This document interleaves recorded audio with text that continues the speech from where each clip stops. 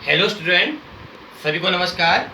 तो आज हम गोस्वामी तुलसीदास जी की जो आपके सिलेबस में अगली कविता है लक्ष्मण मूर्छा और राम का विलाप, उसको पढ़ाना शुरू कर रहे हैं। बच्चों, आपको मैं थोड़ा परिचय करा दूं, शायद आपको मालूम भी होगा। ये जो कविता है श्री रामचरितमानस ग्रंथ से ली गई है, उसका एक पार्ट है। आप जानते हैं प्रभु राम जी ने 14 वर्ष का वनवास की जो अवधि थी, बड़ी संघर्षपूर्ण जीवन था वो, और हम सब के लिए, आप सब के लिए एक प्रेरणादायी संदेश है वो कि व्यक्ति विपरीत हालत में भी यदि भक्ति भावना जारी रखे, अपना कर्तव्य का निर्वहन करे, तो उस पर विजय प्राप्त कर सकता है। इसलिए आज भी प्रभु राम जी के जो हम सबके आराध्य देव हैं, उनकी चरित्र का आज भी मंचन किया जाता है, यानी कि राम लीलाओं का आज भी मंचन किया जाता है। प्रभु राम जी आप हम सबके प्रेरणादायी स्रोत हैं। तो बेटा, मैं आपको थोड़ा परिचय करा दूं। जब वनवास की अवधि में युद्ध होता है तो लक्ष्मण जी जो के साथ हैं, सीता जी के साथ हैं, लक्ष्मण पे मेघनाद का बाण लग जाता है और लक्ष्मण जी यानी उनके प्रभु राम जी के छोटे भाई वो अचेत हो जाते हैं, मूर्छित हो जाते हैं। प्रभु राम जी को बड़ी चिंता होती है, वो बड़ा विलाप करते हैं, प्रलाप करते हैं, दुखी होते हैं। उस सब का वर्णन यहाँ पे बताया गया है। अब जब लक्ष्मण जी मूर्छित हुए तो एक ही उपाय था कि संजीवनी बूटी लाई जाएगी। तो हनुमान जी संजीवनी बूटी लाने के लिए जाते हैं। सुमेरु पर्वत उस पर्वत का नाम है।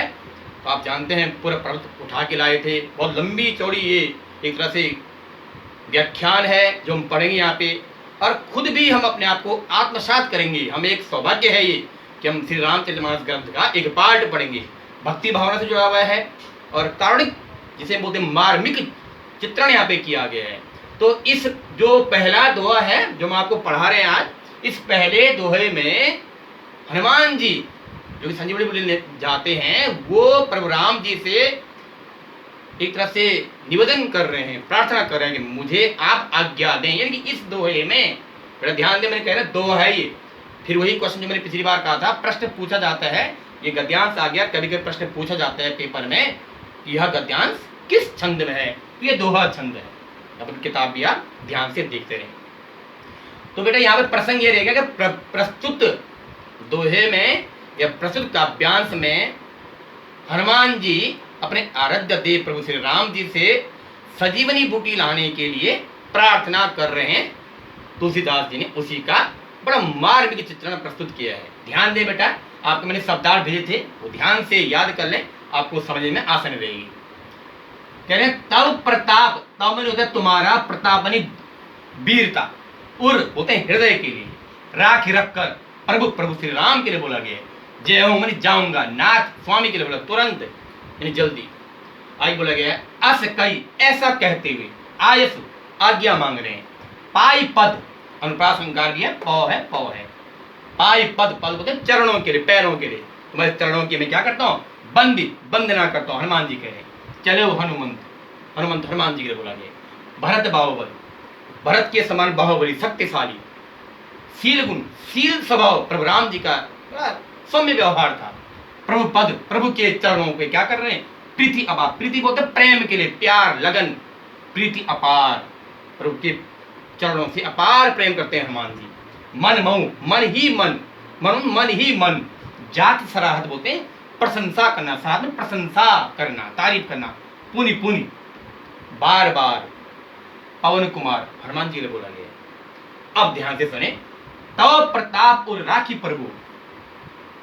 लक्ष्मण जी के मूर्छित हो जाने पर हनुमान जी अपने आराध्य देव प्रभु राम से प्रार्थना कर रहे हैं। क्या कह रहे हैं, तव प्रताप, हे प्रभु, मैं अपने हृदय में आपकी वीरता को राखी रख कर धारण करते हुए जय हूं नाथ तुरंत, हे स्वामी मैं तुरंत जाने की आज्ञा चाहता हूं, आपसे प्रार्थना करता हूं।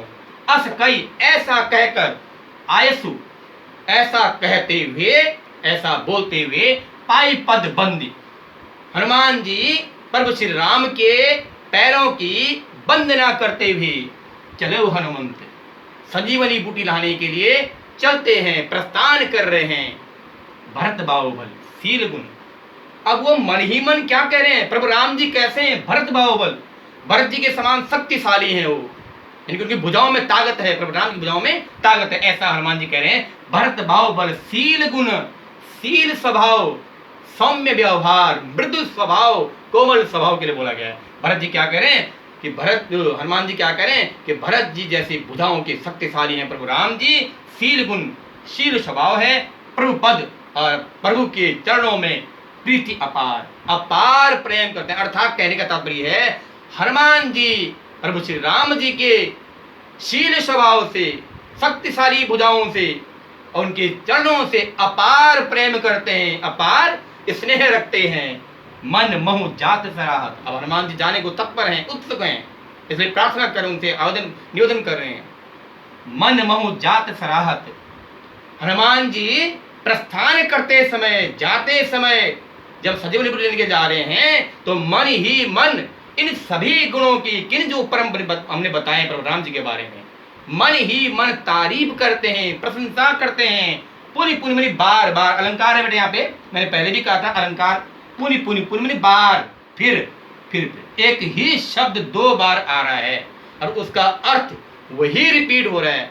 काव्य में जब ऐसा देखा जाए कि एक ही शब्द 2 बार आता है पर उसका अर्थ वही होता है, ऐसा होने पर उस शब्द के अर्थ की प्रधानता बताई जाती है, तब काव्य में पुनरुक्ति प्रकाश अलंकार होता है। और दूसरा अलंकार भी है, पौ फिर पौ, यानी पुनि पुनि पवन कुमार में कौन सा अलंकार है?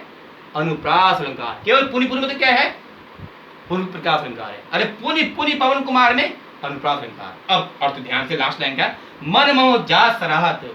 हनुमान जी सजीवनी बूटी लाने के लिए जो प्रस्थान कर रहे हैं तो वे अपने मन ही मन प्रभु राम के गुणों की प्रशंसा करते हुए निकल जाते हैं। अर्थात हनुमान जी सजीवनी बूटी लाने के लिए जब प्रस्थान करते हैं तो अपने मन ही मन बार बार प्रभु श्री राम जी की प्रशंसा करते हैं। वो अपने आप को धन्य मानते हैं कि प्रभु राम जी ने मुझे इस कार्य के लिए नियुक्त किया है।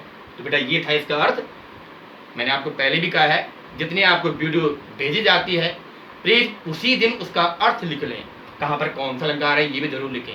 पहले संदर्भ, फिर प्रसंग, फिर व्याख्या, उसके बाद साहित्यिक सौंदर्य, जो मैं आपको प्रारूप भेजते भी हैं बार बार ताकि आपको कठिनाई महसूस न हो। धन्यवाद।